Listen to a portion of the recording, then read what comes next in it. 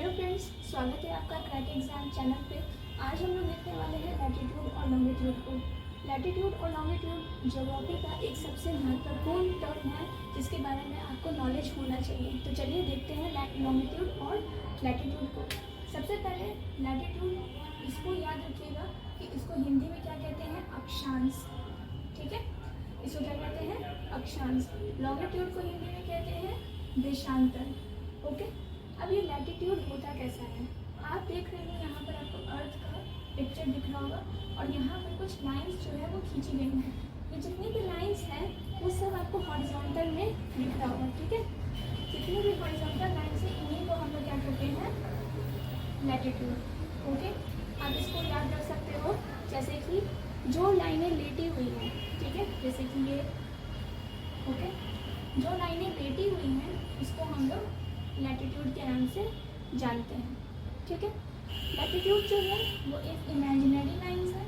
कहने का मतलब कि ग्लोब अगर आप देखे होंगे तो इस पर आपको लाइंस जो है वो देखने को मिलता है, लेकिन वहीं जब आप अर्थ का रियल पिक्चर देखेंगे तो किसी भी तरह का लाइंस आपको देखने को नहीं मिलता है। ठीक है, ये जस्ट काल्पनिक रेखाएं होती हैं जिसको हम लोग ड्रॉ करके समझने का प्रयास करते हैं कि किस तरह से अर्थ पे सीजन्स जो है वो चेंज होते हैं, क्योंकि लैटिट्यूड का काम होता है सीजन्स को डिपिक्ट करना।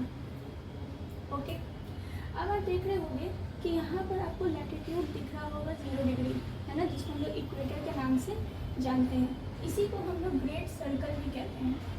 अब ग्रेट सर्कल क्यों कहते हैं, इसका एक रीज़न है। आपको लग रहा होगा कि ये लैटिट्यूड बिल्कुल सीधा है, बट रियलिटी में लैटिट्यूड सीधा नहीं होता, थोड़ा सा ये कर्व होता है। इसका मतलब जैसे कि इस वाले एरिया में इस तरह से ये कर्व होता है। ठीक है, जितने भी लैटिट्यूड्स हैं वो इस तरह से घूमे हुए होते हैं, तो कम्प्लीटली ये ऐसे बिल्कुल सीधा नहीं होता, थोड़ा सा ये टेढ़ा होता है। इसीलिए जब आप आगे से देख रहे हो तो ये आधा है, फिर पीछे होगा तो दोनों को मिला दीजिएगा तो वो एक सर्कल आपका निर्माण करेगा।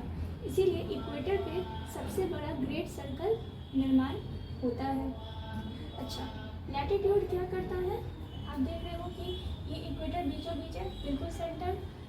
इसके ऊपर आप जाएंगे तो इसको हम लोग कहेंगे नॉर्थ। ठीक है, इसके नीचे आप जाएंगे तो इसको कहेंगे साउथ। तो इसका मतलब लैटिट्यूड क्या काम कर रहा है, अर्थ को 2 इक्वल पार्ट में डिवाइड कर रहा है। यानी यूँ कहें तो इक्वेटर जो है वो अर्थ को 2 इक्वल पार्ट में डिवाइड कर रहा है, जिसमें से पहला हो जाएगा आपका नॉर्थ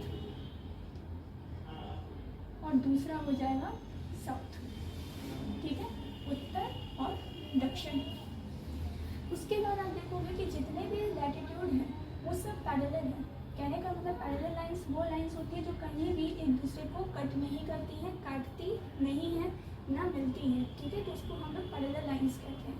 तो लैटिट्यूड को हम लोग पैरेलल लाइंस के भी नाम से जानते हैं, और जितने भी लैटिट्यूड हैं सब एक दूसरे के पैरेलल हैं। ठीक है, कोई भी लैटिट्यूड एक दूसरे लैटिट्यूड को कट नहीं कर रहा है। जैसे कि ये लैटिट्यूड है, इसको नहीं कट कर रहा है, ये लैटिट्यूड इसको कट नहीं कर रहा है, मतलब कहीं से भी ये इंटरसेक्ट नहीं हो रहा है। ठीक है, उसके बाद आप अगर इक्वेटर से पोल्स की तरफ बढ़ेंगे, यानी कि यहाँ 0 डिग्री पर, ठीक है, जिसको हम लोग प्राइम मेरिडियन के नाम से जानते हैं, जब आप पोल्स की ओर बढ़ेंगे तो पोल्स की ओर बढ़ने पर क्या होगा कि लैटिट्यूड का जो साइज़ है वो डिक्रीज होता जाएगा। इसलिए मैंने यहाँ पर लिखा है कि लेंथ जो है वो लैटिट्यूड का डिक्रीज होता है from equator to poles. Equator से पोल्स की तरफ जाएंगे तो आपका लैटिट्यूड डिक्रीज होगा, या इक्वेटर से नीचे भी आएंगे तो भी आपका लैटिट्यूड क्या होगा, डिक्रीज होगा। अब आपसे एग्जाम में पूछा जा सकता है कि कितने लैटिट्यूड होते हैं, नंबर में बताइए, तो आपको याद होना चाहिए 181। ये कैसे हुआ, इक्वेटर के ऊपर आ जाएंगे तो 90 लाइन्स। ठीक है, 90 डिग्री आपको यहाँ पर देखने को मिलेगा।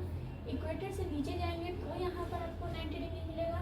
ठीक है, +1 खुद एक इक्वेटर, तो तीनों को जब मिलाएंगे तो आपका 181 आंसर बन जाएगा। वहीं लाइन से अगर पूछा जाएगा तो आपको याद होना चाहिए कितना, 179। ये कैसे हुआ, सिंपल सी बात है, जब आप उत्तरी छोर पर पहुँचेंगे या दक्षिणी छोर पर पहुँचेंगे तो आपका लैटिट्यूड बिल्कुल पॉइंट पे बदल चुका होगा, यानी कि वो 0 हो चुका होगा। ठीक है, तो उन दोनों को आप माइनस कर दीजिए 181 से, आपका आंसर आ जाएगा 179।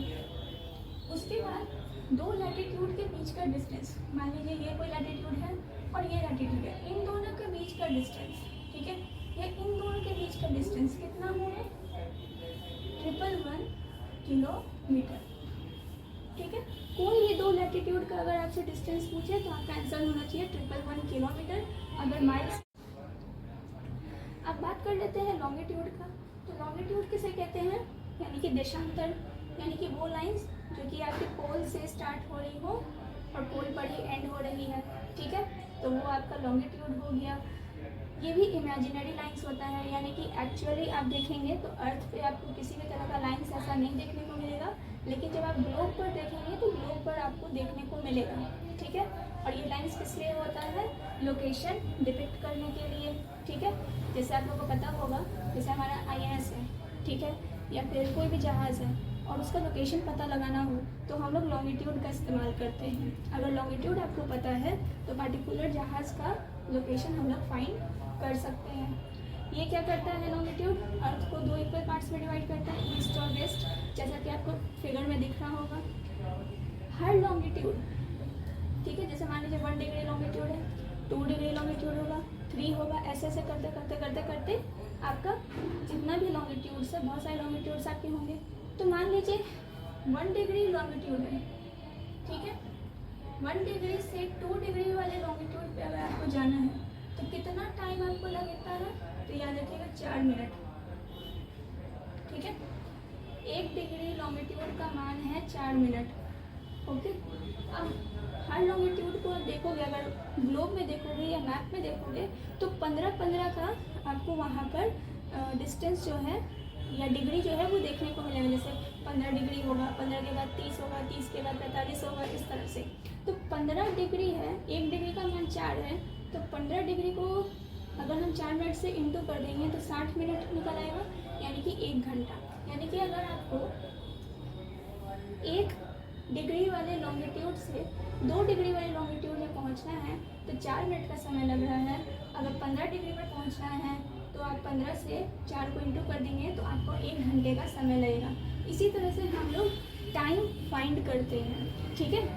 जैसे कि मैंने यहाँ लिखा है ना कि 12 घंटे माइनस 12 घंटे प्लस, तो जब आप मैप खोलेंगे तो आपको नीचे में ये चीज़ लिखा हुआ नज़र आएगा।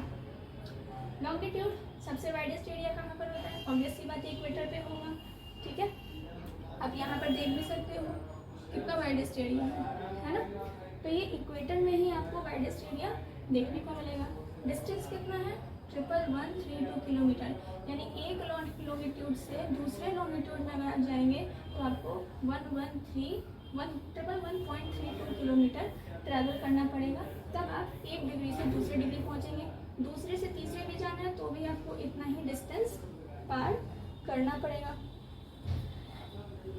फिर longitude greater at equator, shorter at poles. Obvious ही बात है, आप देख रहे हो पोल से जब नीचे आ रहे हैं इक्वेटर के पास तो आपका लॉन्गिट्यूड क्या हो रहा है, इंक्रीज हो रहा है, ठीक है। या अगर आप इक्वेटर से पोल्स के पास जाएंगे तो लॉन्गिट्यूड धीरे धीरे डिक्रीज हो रहा है। जस्ट लाइक आप लोग बचपन में खेले होंगे, एक आता था खरबूजा वाला बॉल, ठीक है, उसका बिल्कुल डिज़ाइन कुछ इसी तरह से आपको देखने को मिलेगा। तो जब आप इक्वेटर से ऊपर की तरफ जाएंगे यानी कि पोल्स की तरफ, तब आपका जो लॉन्गिट्यूड होगा वो डिक्रीज कर जाएगा।